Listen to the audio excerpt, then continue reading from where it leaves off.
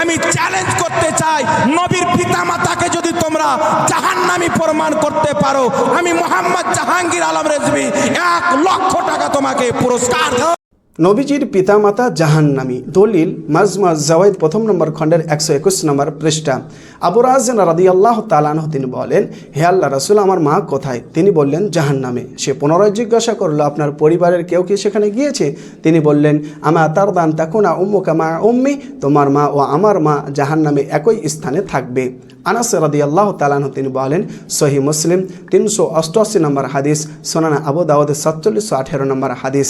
এক ব্যক্তি রাসূলুল্লাহকে জিজ্ঞাসা করলেন, হে আল্লাহ রাসূল, আমার পিতা কোথায়? তিনি বললেন, ফিন্নার, জাহান্নামে। সে কষ্ট পেয়ে চলে যাচ্ছিল।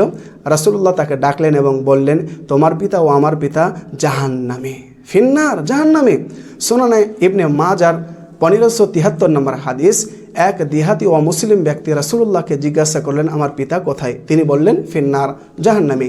সে ব্যক্তি কষ্ট পেয়ে পুনরায় জিজ্ঞাসা করল, আল্লাহ রাসূল, আপনার পিতা কোথায়? তিনি বললেন, যখন তুমি কোনো মুশরিকের কবর অতিক্রম করবে, তুমি তাকে জাহান্নামের সুসংবাদ দিয়ে দেবে। রাসূলুল্লাহ ইশারাতে বলতে চাইলেন, যারই পিতা হোক না কেন, যদি কুফরি অবস্থায়, শিরকি অবস্থায় মারা যায়, তার বাসস্থান জাহান্নাম। এই কথা শোনা মাত্রই ফা আসলামা, ওই অমুসলিম দিহাতি ব্যক্তি ইসলাম গ্রহণ করল। ইমাম আবু হানিফার আকীদা হচ্ছে, নবীজির পিতামাতা মারা গিয়েছেন আলাল কুফরি অবস্থায়। মোল্লা আলী কারি রাহিমাহুল্লাহ তিনি বলেন, জমহুর ওলামাদের আকীদা হচ্ছে, নবীজির পিতামাতা মারা গিয়েছেন মাতা কাফিরাইনি, কুফরি অবস্থায় মারা গিয়েছেন। আর কুফরি অবস্থায় মারা গেলে তার বাসস্থান জাহান্নাম, তার জন্য জান্নাত হারাম। দলিল সহিহ বুখারী 3350 নম্বর হাদিস।